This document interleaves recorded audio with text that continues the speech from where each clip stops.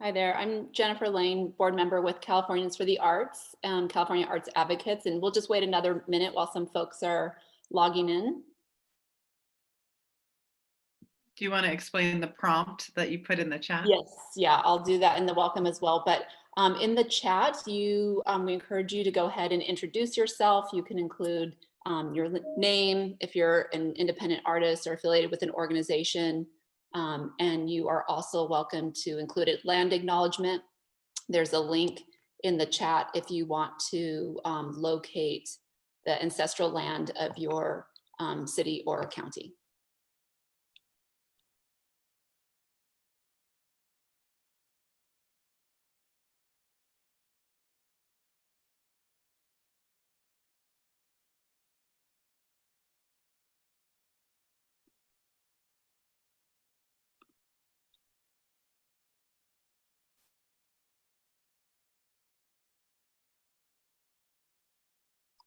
Jada, Alyssa, do you have more people in the waiting room? Not at this time. Not this time? Okay.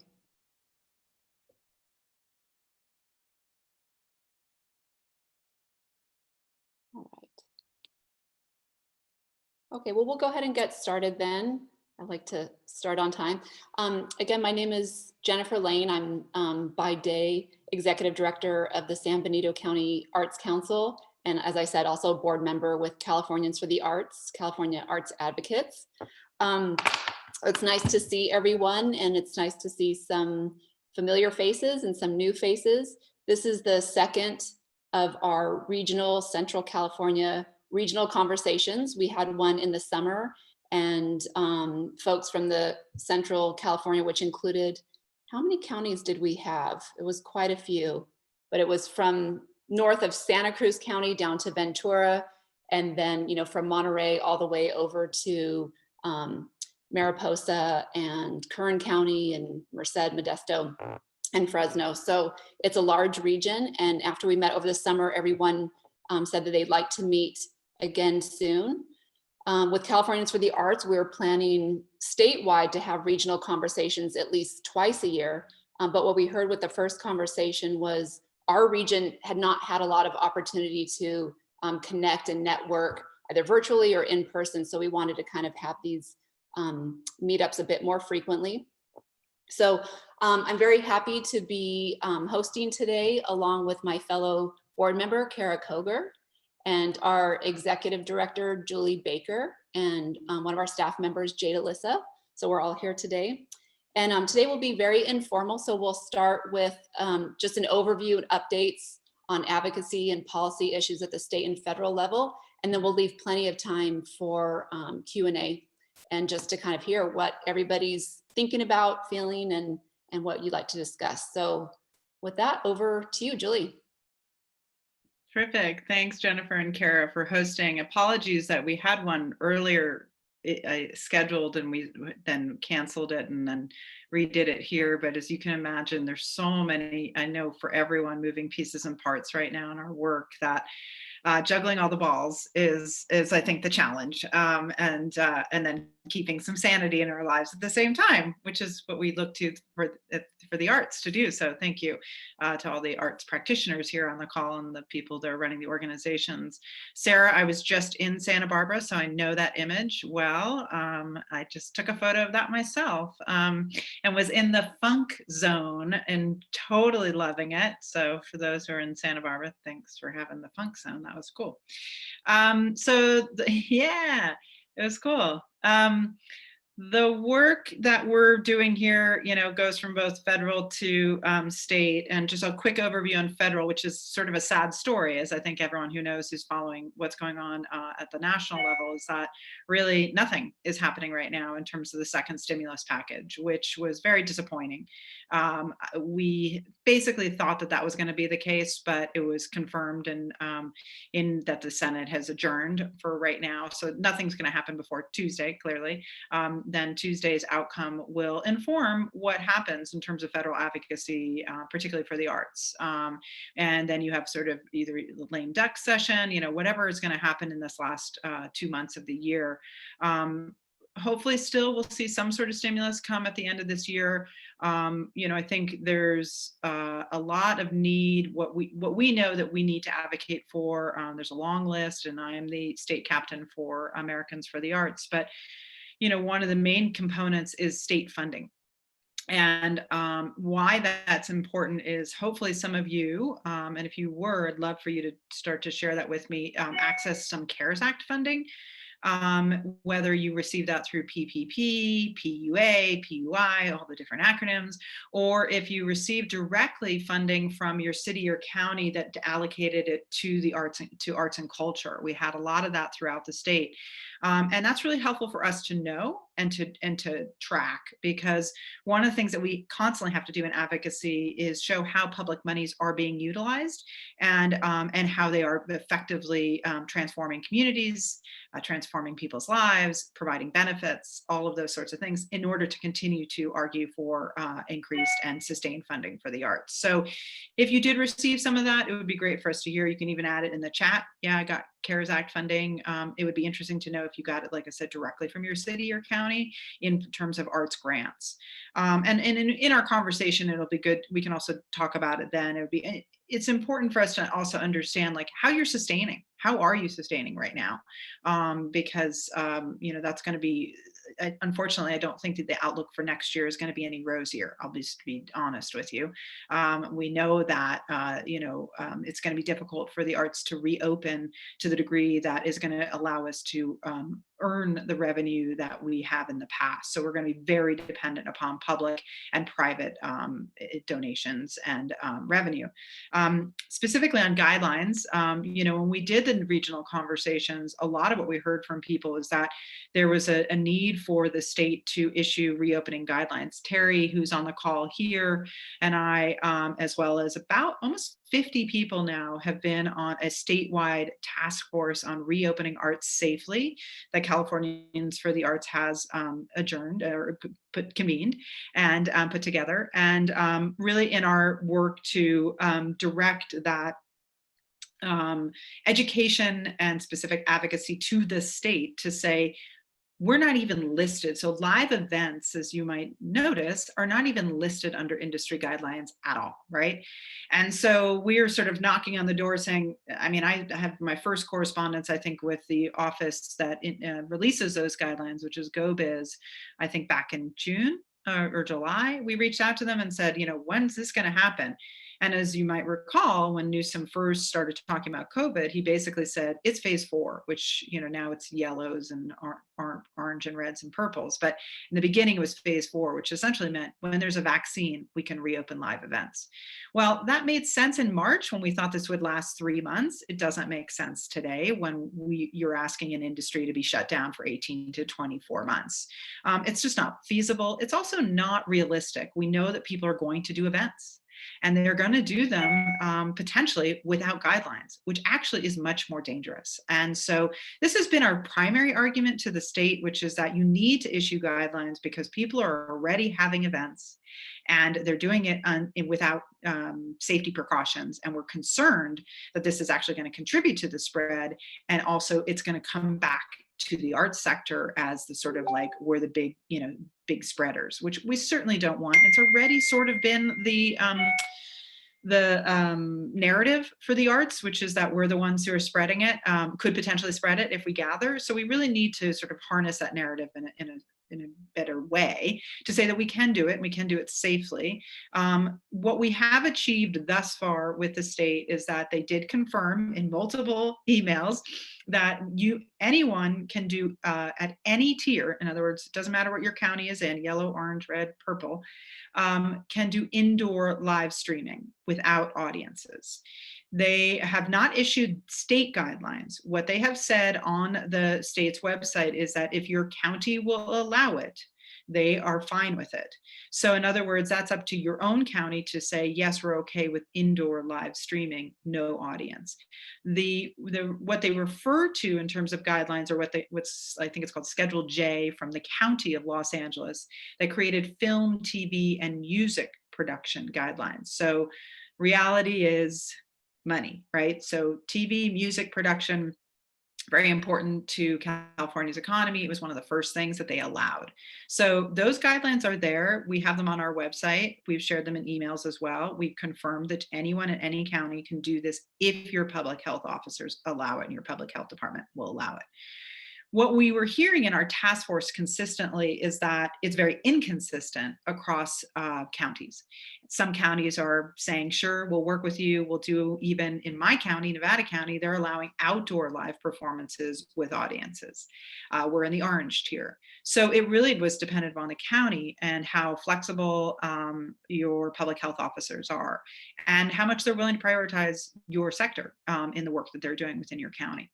So we're continuing to push the state to really issue guidelines for live events at the same time as the work has been happening at the county levels, the city levels, and the state level within the task force. We learned from the state that really the best advocacy we can do right now is having our public health officers talk to the state public health officers. City and county public health officers telling state we need these guidelines was actually the most effective advocacy we can have right now. In addition to certainly mayors and our electeds and everyone else sort of saying, this is important, we need to restart the arts. So that's been happening. What was I going to say? Oh, then what happened was San Francisco Arts Festival had an event scheduled, 40-person event outdoors, and remarkably, San Francisco's at yellow, which I honestly didn't think any city would be, which is the lowest tier. And the mayor had approved it and then pulled it back and said no to allowing it. And so the San Francisco Arts Festival sued or put a lawsuit forward against the city of San Francisco and the state of California, naming Governor Newsom and London Breed. And Newsom reacted by releasing a statement basically saying, we agree with the San Francisco Arts Festival that this is a essentially like they were being discriminated against and so that we are in the process of releasing live event guidelines. And so essentially right now, what it says on the state's website is in yellow and orange tier, you can do outdoor live performances, 50 people in orange, 100 people in yellow, if your county allows it. And that at the same time, they are working on those guidelines. So that's kind of where we are on that. Terry's been really active on this in Santa Barbara and an awesome partner in this work. And Terry, right, it feels like we're making some progress. Would you agree? I would definitely agree. We've turned the tide from us saying to the health people, please let us talk to you, please let us talk to you, to getting an email saying, please send me information on guidelines. And I have a definite back and forth. There's a very active group in Los Angeles that is a working group that's working on a weekly basis on this with a lot of the union heads and producers. And they just got somebody from their health department to agree to be part of that working group. So they will have a health representative there every week. So I think something's coming. What it will be, we still don't really have any idea. There continues to be new studies and information coming out. The most recent thing that AGMA and CDC released actually increased the spatial requirements from what they had released earlier. So there is also the possibility that what will come out of all of this is stricter guidelines regarding the videotaping and the streaming. Right now, that's, as you were saying, right now that's kind of the Wild West, depending upon what your individual county says. I suspect that will change once the state actually issues guidelines. I think they'll do guidelines specifically to live stream, but that's just my guess. Yeah, I think so too. And that LA group has been really fantastic and instrumental as well. I think the state is really looking to LA County because they see them as a sort of center of entertainment and et cetera, et cetera. So, but we're definitely making progress. And in between the lawsuit and I think the concerted and collective effort of this particular task force and everybody sounding the alarm bell to the state that this has to happen, we've had now two direct meetings with GoBiz, which is the industry, the department within the governor's administration that issues the guidelines, although they're written by CDPH. So they're sort of connected, but not really at the same time. It's sort of funny how government works. So Jennifer, you're going to ask a question, or? Oh yeah, and I could say this for the end, but I was wondering what, a lot of this sounds more pertinent to live performing arts events, but what about other types of arts programs and events? I'm thinking like art classes for adults, because I know a lot of after school programs have been allowed to resume under these cohort guidelines. But I'm thinking I would follow those. Rehearsals, open studio, art tours, other types of, not performing arts. Yeah, I mean, I don't think open studios is feasible at this moment in time, where you would invite people into your home, for example. But if people are working out of their studios, we just had one here and they did it virtually mostly. I think they did, galleries are open. Galleries are considered retail.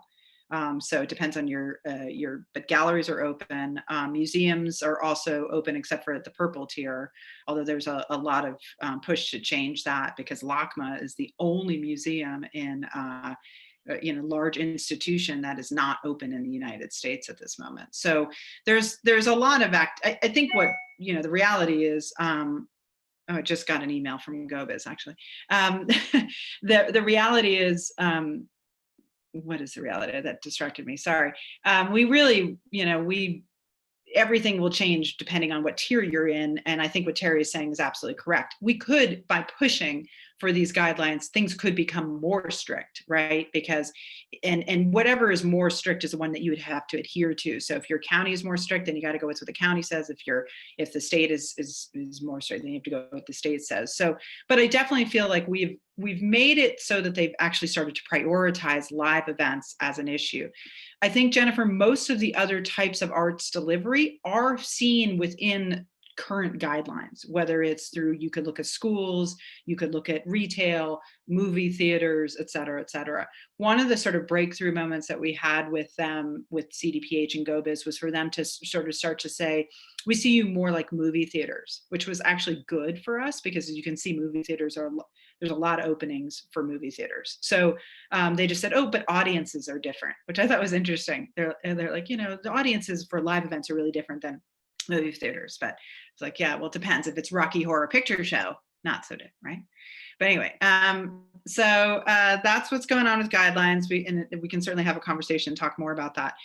The other big piece, of course, is, funding, always resources funding. And, what this year, as you know, we were able, through collective advocacy, to keep the California Arts Council's budget, for example, at the same level, which was $26 million. This year's budget for the California state budget was sort of a guesstimate. They really didn't know what was coming. And so they just sort of said, okay, and they had reserves, right, from years of very fiscally, responsible Jerry Brown, et cetera. So they actually still have half the reserves left. So it's not as bad as maybe they had originally predicted. Plus income, because until recently the stock market has done well, like personal income tax, things like that hasn't gone as badly as they thought it would. So we're hopeful that things won't be horrific next year. It will also be dependent upon what happens at the federal level. If there's a federal stimulus package and there's money directly to the states, then the state can supplement, what they're doing. And that's how they basically justified this year's budget. So what that means in terms of our advocacy is that we definitely need to continue to make the argument that our sector desperately needs the funds, both for the state arts agency, and when those stimulus funds come to the state, we want to be at the front of the line saying how we are being disproportionately impacted because we're shut down and we can't earn revenue, and we were already fiscally fragile as a sector and not funded well enough anyway, that we really need to get those monies into our industry. So part of that is we've released a survey I know maybe there's survey fatigue as there is pandemic fatigue, but it really does help us. We've had over, I think, 600 individuals take it, close to 400 organizations now. It's ticking up, which is good. We're almost at 1,000. But, you know, it is really informative because it's written by us. We commissioned Wolf Brown. So it's not at the high level that AFTA, Americans for the Arts, has sent out. It's not what Cultural Data Project takes in. It really goes to sort of how we know we need to make the case for policy and resources at the state level. So in particular, so really hope that if you haven't taken it already, that you will take the surveys. That's going to make a big difference for us in our advocacy.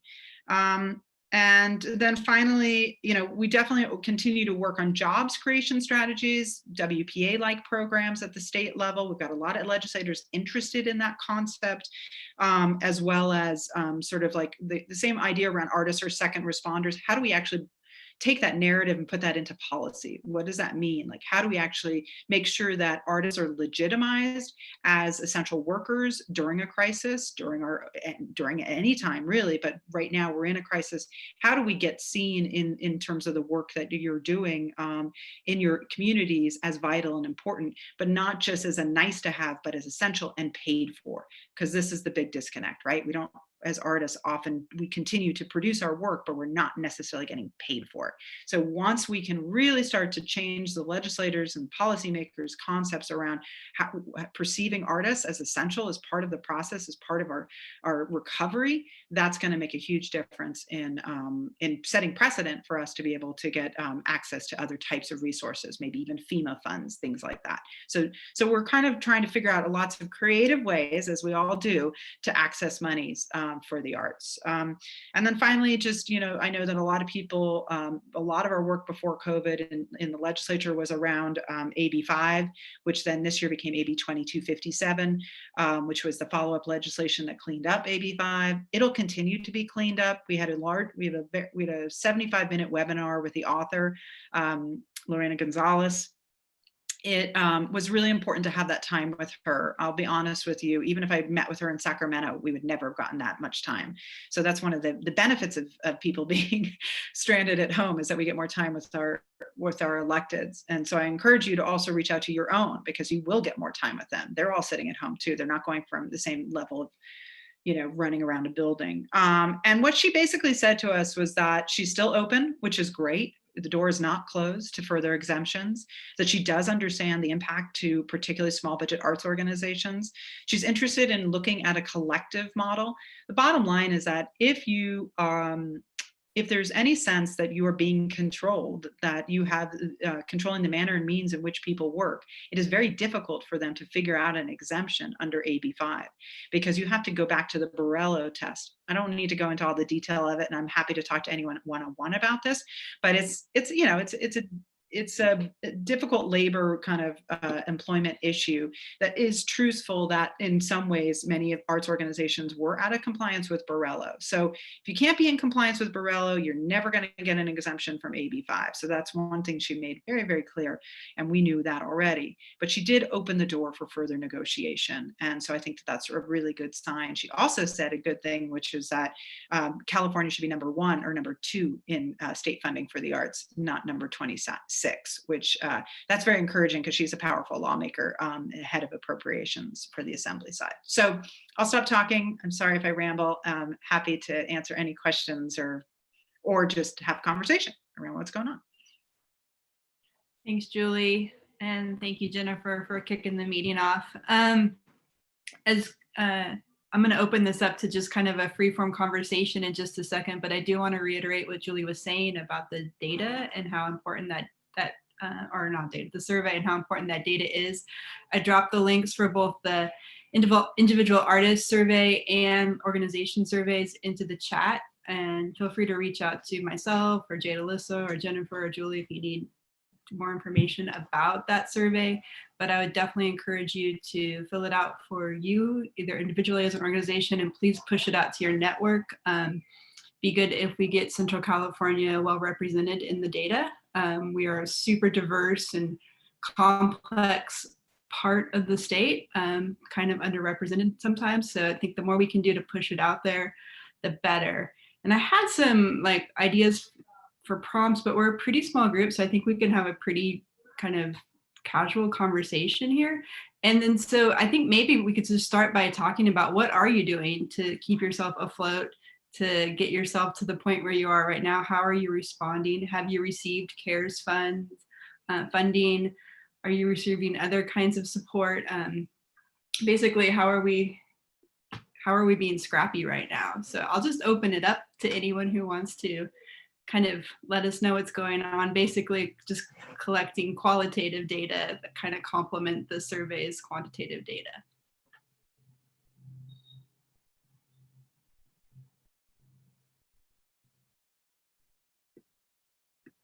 Well, Kara, why don't you share how you guys are staying afloat? And maybe that'll kick it off.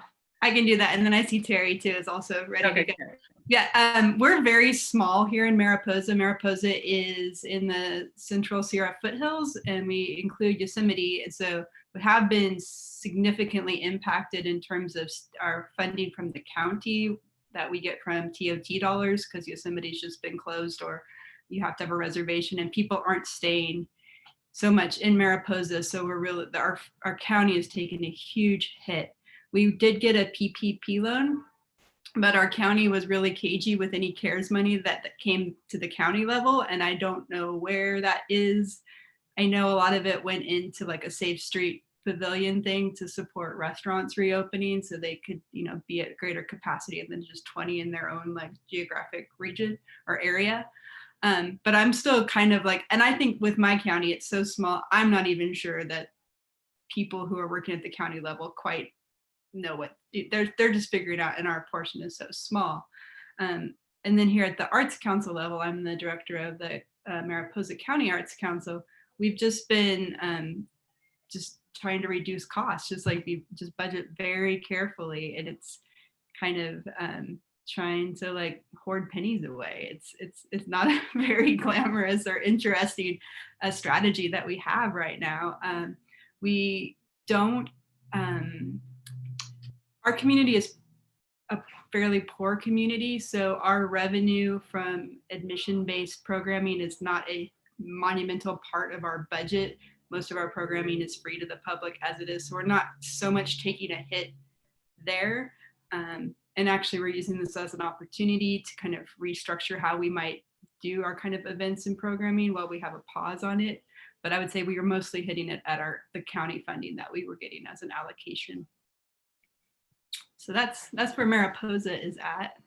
Yeah, TOT tax is a major issue for the arts in California. You know, Los Angeles, city of Los Angeles, that's how they fund their arts and culture department. They're down 90% in TOT tax revenue. I mean, it makes sense, right? Nobody's traveling, nobody's allowed to travel, but at the same time, that's a massive, massive hit.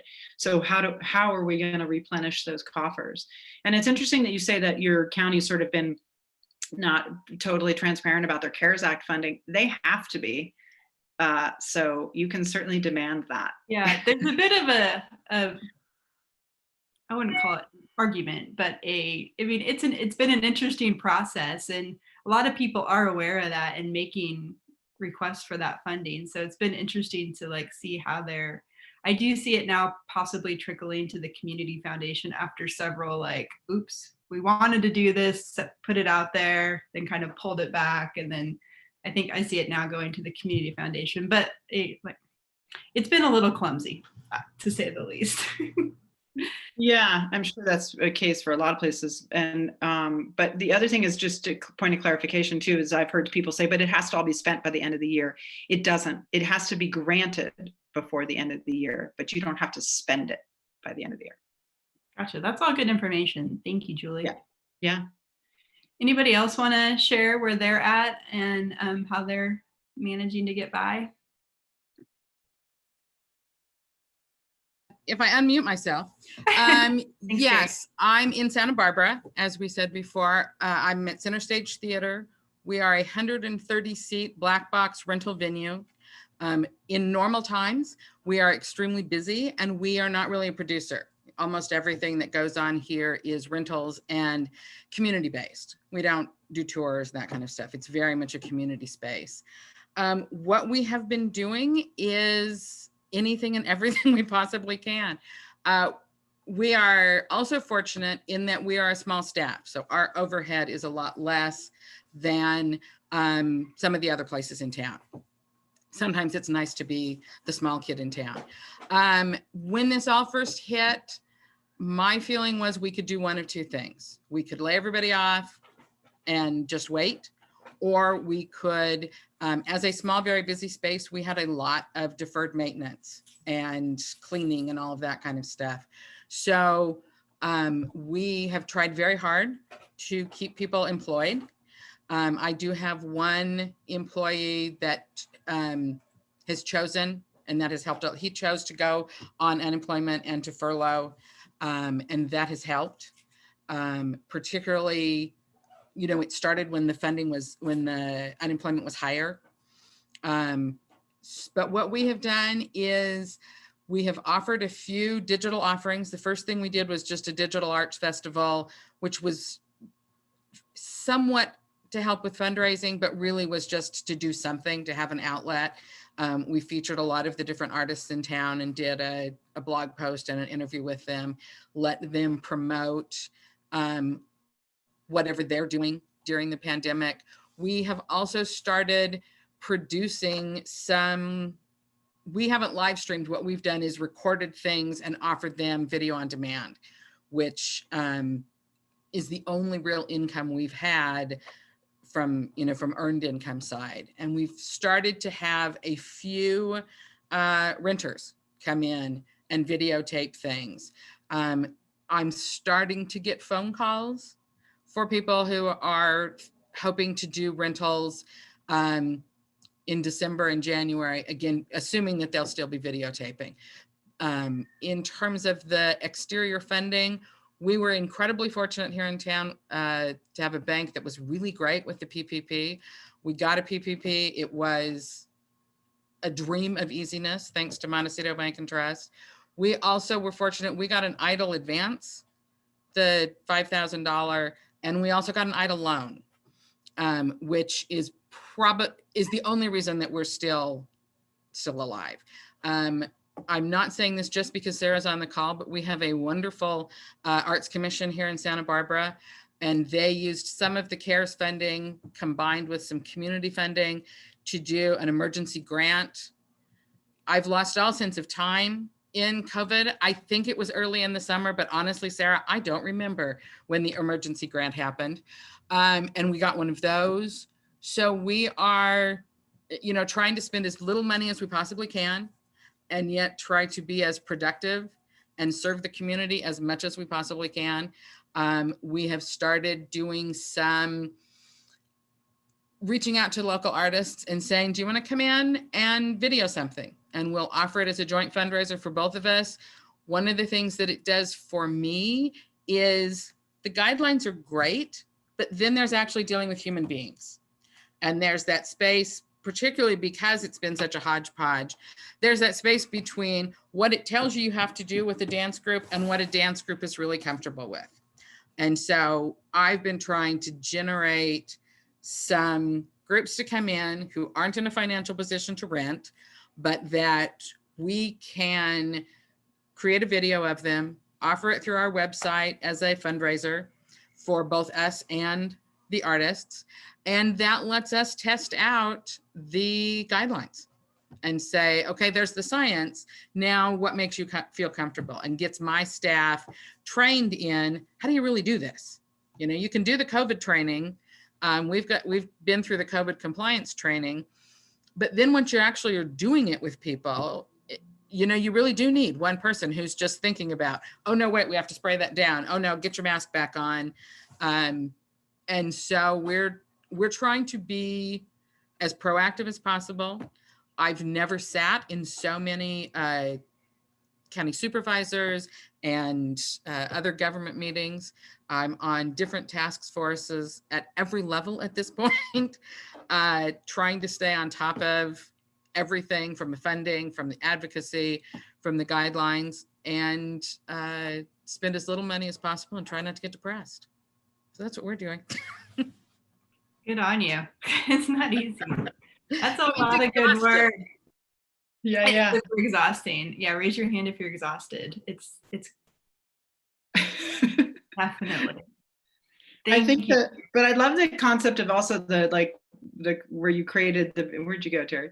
Creating the videos and then putting them on your website as fundraisers for both of you. That's a clever, broadcast usage as well. And I think that what it brings up for me is that I know that Safety Event Alliance or whatever that group is has done some webinars, but maybe we need to also do sort of a gathering that talks about like what it's like to actually put guidelines into practice and how that works and what you're seeing as some of the things that people, if some people have been ahead of it, it would be helpful to then teach others. Like here in my county, they used a drum shield in front of the stage for outdoor performances for that the county health officer approved, so that there could be a performer singing instead of having to wear a mask, and that was approved. So things like that would be interesting. So would that be useful to people, do you think, to have a web, like some sort of like where people who throughout the state have been doing things, working already, doing some events and seeing, yes, please, says Sarah. So that's good. Okay, cool. Anybody else want to share their experiences of making it happen?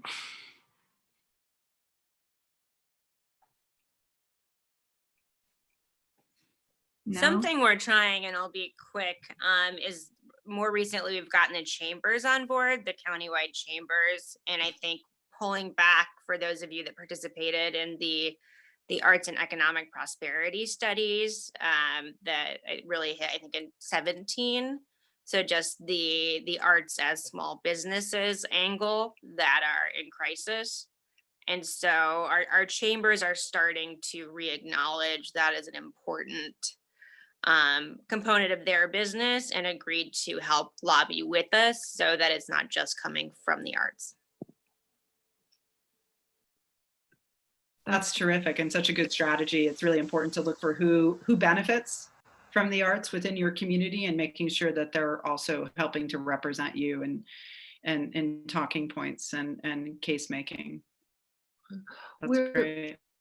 We're also, I'm actually multitasking at this moment. I work for the city of Santa Cruz, and we've been hit hard by COVID and also by fires, and we've got impending mudslides. So we've just kind of been in a layered crisis mode. But at this moment right now, our city council is having a special meeting on restarting the economy. And so what I'm trying to do, I've lost the position, I'm the managing supervisor of the arts programs, and I've lost the arts programs manager position to a budget cut. And so as much as I love doing this work, it's not getting my full attention because I also have another job. But what I was trying to do, and I'm still trying to do, is partner with our local arts council, which is a nonprofit, to mimic the program in Santa Monica, the Art of Recovery. And so with the idea that through yet a new grants program, and we fund the Arts Council already, but we've got some arts funding that essentially has accumulated over time because the one person staff member couldn't really program it that quickly anyway. So we're going to try to launch collaboratively a grants program, and I'm listening now, doing multitasking to try to see how this council economic recovery jumpstart can dovetail into that, so that we can really, we've been always saying that the arts promote the local economy, and arts programs are in our economic development department. But to really, at this point, take advantage of the focus on economic recovery and really hammer home how important the arts are as businesses. And also, I think Kat Willis is in our locality, and she was on the other conversation. But also just in terms of communication and in terms of restorative justice.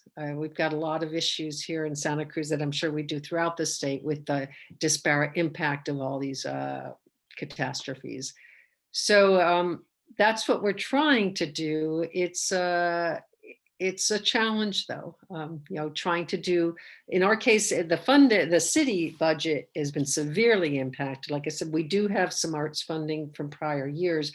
It's really the staffing and the outreach to the community, because what we want to do is new things and include new people in new ways. So I appreciate this conversation and learning so much, because I'm somewhat of an interloper. Okay. Not That's at all. really interesting. And, when you're talking about the Santa Monica program, you're talking about what Shannon's doing with Yes, sort the art of integrated recovery. art. Yeah, and then So- arts and public health and messaging as Mhm. well, and that sort of thing. Yeah. Yeah. So yeah, I'm thinking, they have 3 focus areas, and health and safety, economic recovery, and the restorative justice. And I'm hoping that out of this council meeting that's going on right now, I can tailor those to the Santa Cruz community, and really get buy-in from our council members, and use that as a tool for community awareness. Yeah, that falls in line with this concept that I'm working on, a sort of policy development around artists as second responders in the same similar concept, where it's like, we're this underutilized resource. We're not really recognized and valued for the work that we tend to just do regardless, right?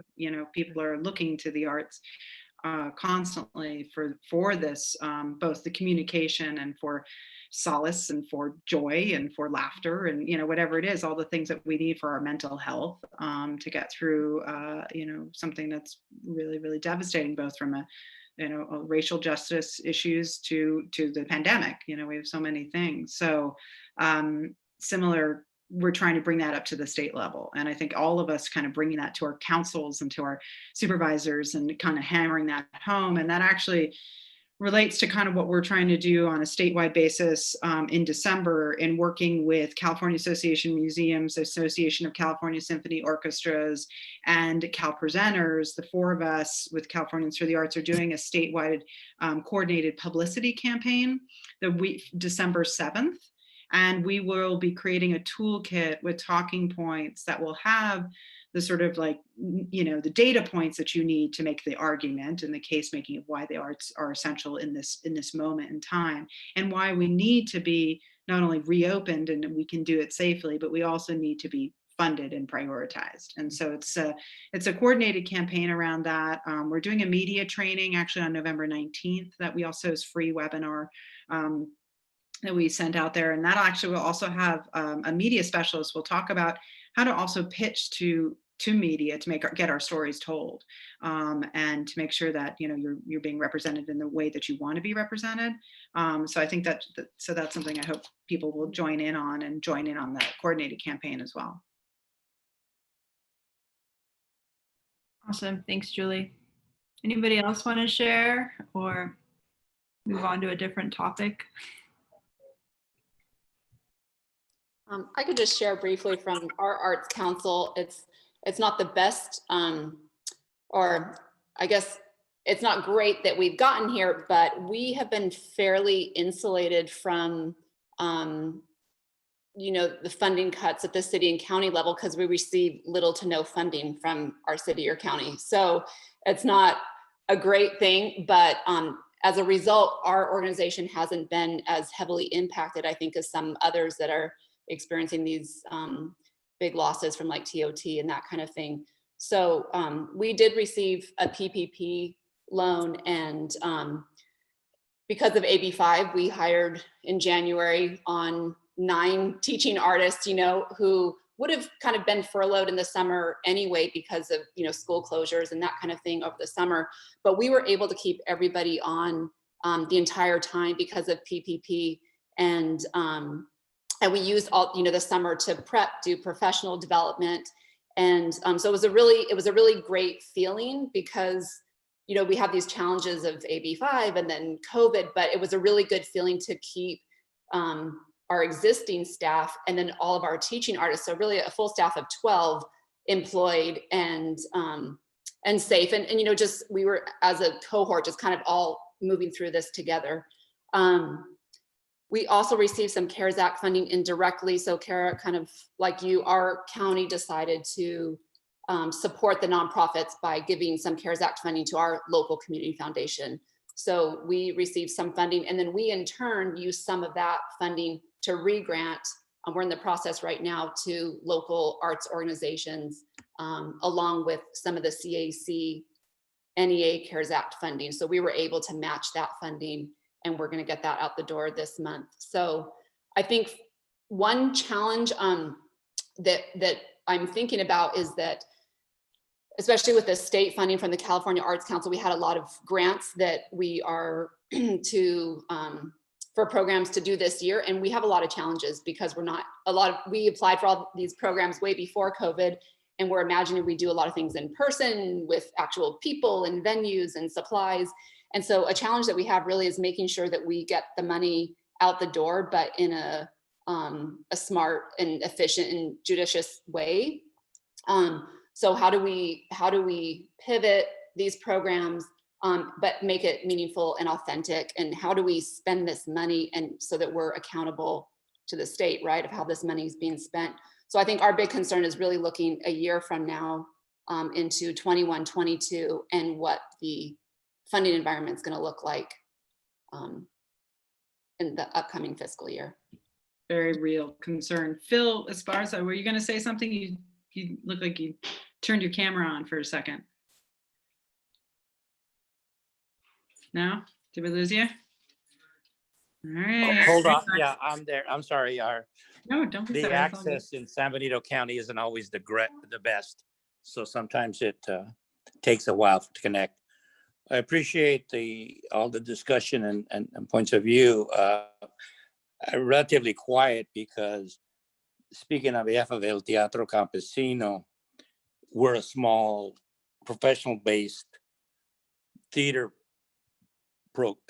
company in a very small town, in the fourth smallest by population San Benito County in the state, so very poor. And so relatively speaking, we're faring okay.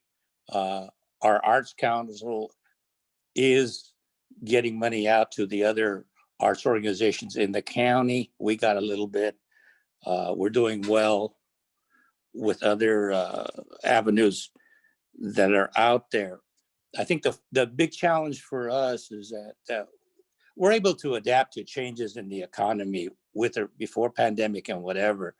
We have a very small paid staff that continues at the teatro. It's a micro staff, and then we augment it with, which has been our history, with a lot of volunteerism with our artists and our extremely experienced board. So, and we own our own facility. So that takes a lot of pressure off. Our big focus has been to develop plans to, like somebody was saying, for the coming year and beyond. We have to be ready to hit the road in style. We have a tremendous backlog of artistic work. We want to continue to add to that with new work because we're turning the reins of our company to our younger generations, and that's what we were going through. So with the pandemic hit, that really added a whole nother level for their experiential aspect. And I'm doing my best as a senior member.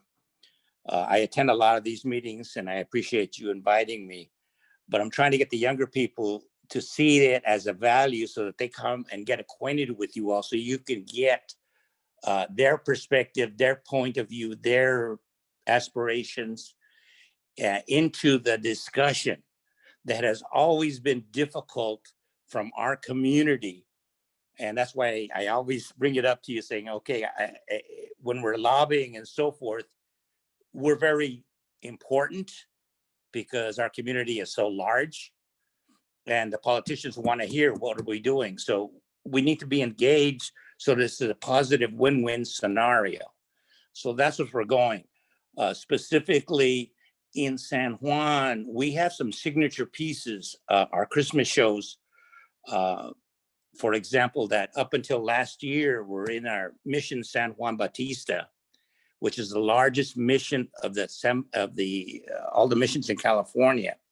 And that seated up to, we could get up to 400 people, and it went on for 47 years. And then we had to leave the mission because they put in new pews.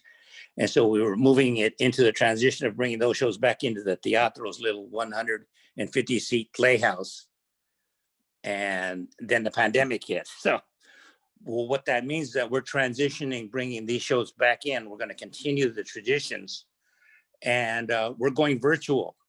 The young people have arranged to produce a new radio program, old school, but it's going to be virtual with local radio programs to keep the Miracle Play, which is our Christmas show program, because a lot of people, it's a spiritual and cultural connection, and which underscores the power of the arts and as a cultural root. But what's interesting is by doing that, we are creating new partnerships. They're going to some of the local community radio stations, as well as some new community-based, for lack of a better word, producing companies that are doing podcasts, and they're connecting. So I think down the line, this creates a wonderful opportunity to, like I said, we have 50 years of work that has never been seen by the majority of you all, because you're all too young. And it could be on a lot of levels of what we're doing for social justice, just everything. Here's an opportunity to get the work out there. And also, when our county opens up, and it's starting to open up, thank God, we are doing fairly decent in keeping new cases of the pandemic. But once we're open up and we can start to open up things in and around, because we have even though we're a small entity in a town of under 2,000 people, we're still a big dog in terms of economic impact. And since we have a national reputation of some of the works that we do, we just need to develop those new partnerships and new creative aspects, and to develop new work. So we're doing those virtual aspects, developing new podcasts, and just exploring and providing opportunities for our cohort of artists who, even if they're volunteering, we're going to try to open up the access to the facility to perhaps come up with some new things that would become a win-win scenario, because they still want to get their work out there, and we have the connections and we can make those partnerships. And at the same time, I'm hoping that through, you mentioned Cal Performance, California Presenters. As I told you, one of the things that we want to do is I'm going to be, after the election, because that's taking everybody's focus right now. It's really, I'll be glad after next Tuesday, right? But really want to investigate and identify and really solidify and engage a lot more of the community-based arts organizations, especially of color, especially in the central region, that are there but are not involved, are not on these calls. So I'm going to try and use, I want to make that effort, identify them, get them re-engaged, and get them connected to you all, so that we can then take whatever we collectively decide to do, take it and be successful. As an arts organization, we will survive. We will continue to do it, and that's just what we always do. So that's where I see it. That's awesome. I appreciate that report, Phil. And I think, first of all, I love the adaptability and the transition and utilizing new partnerships. I think one of the few positive things we've heard coming out of this is it's actually expanded audiences for some people in a lot of ways, because you've had to learn how to do things through other mediums that are not site specific, that are not ticket based, that are not like, that people have to go there. So I think that's been an interesting outcome. But I think really important, is this, how do we engage that next generation in both in the advocacy? We talk about this a lot. If I look at my board, I got 2 board members here who are quite young, but we're definitely want to make sure that we've got that next gen engaged, as well as particularly communities and artists, organizations and artists of color, are really, that's very, very critical to the movement, as it were. And so anything we can do to help facilitate that and bring that forward, I'm here. So you know how to reach me. One other little point I forgot to mention that I think you'll like is that our musicians, we did a number of involvements with food caravans and food giveaways for farm workers who are really in desperate need and really require help. They all ask us to perform as a teatro because they have this image of us. Obviously, we're not allowed to perform. But I came up with a new concept called therapeutic and healing music.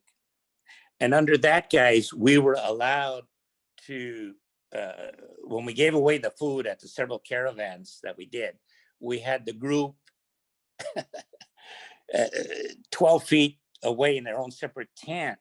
And as people would come by to pick up and get their food and whatever, do their business, we provided therapeutic healing music. And we were allowed to do that.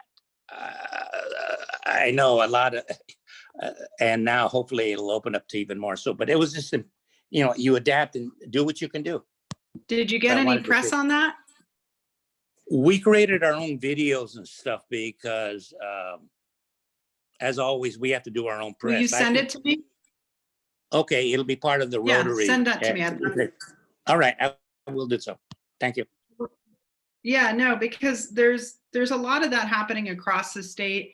John Hyken has a circus group that he's doing that in San Diego. Same thing, where it's like at food distribution points, that they're setting up in far enough away, but providing some sort of like joy, essentially, right? Something therapeutic and joyful. And of course, we're also seeing that right now with the voting, that there's artists playing and when people are waiting in line at these long voting places. So it's great. Anybody doing this type of really innovative, like adapting, how to provide services during the pandemic, but still make it, impactful as Phil and others here are doing, definitely share that with us. We want to amplify that. We also want to be able to share that with lawmakers and policymakers. It's really important for them to understand how we're continuing to provide services and how vital those are. And they want to see that intersection with social services. That is something where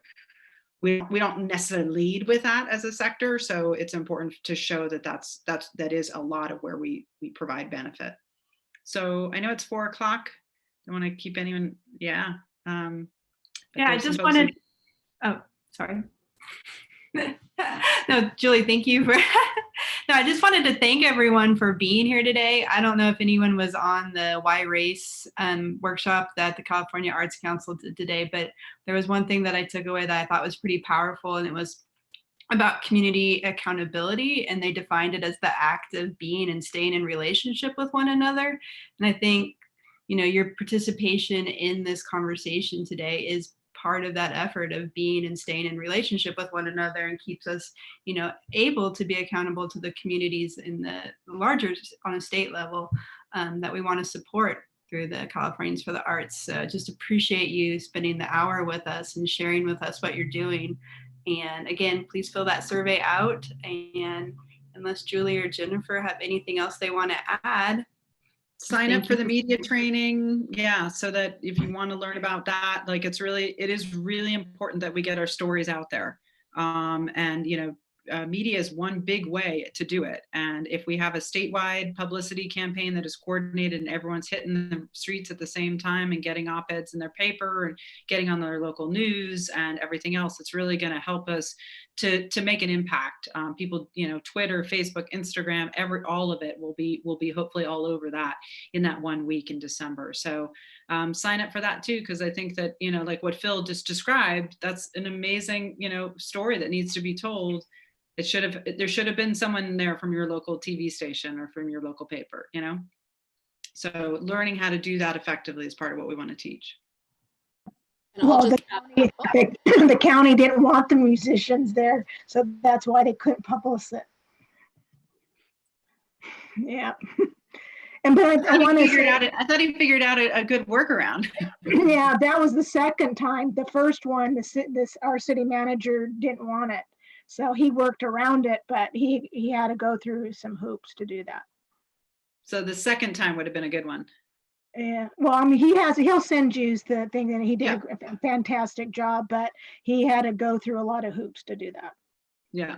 And then also when you have the guidelines, and I'm sure Heidi or Jennifer will get it to me, is because a lot of our wine tasting rooms want to have music, and we want to get the musicians back in playing, and we are having some difficulty with our city manager and our county to get that allowed.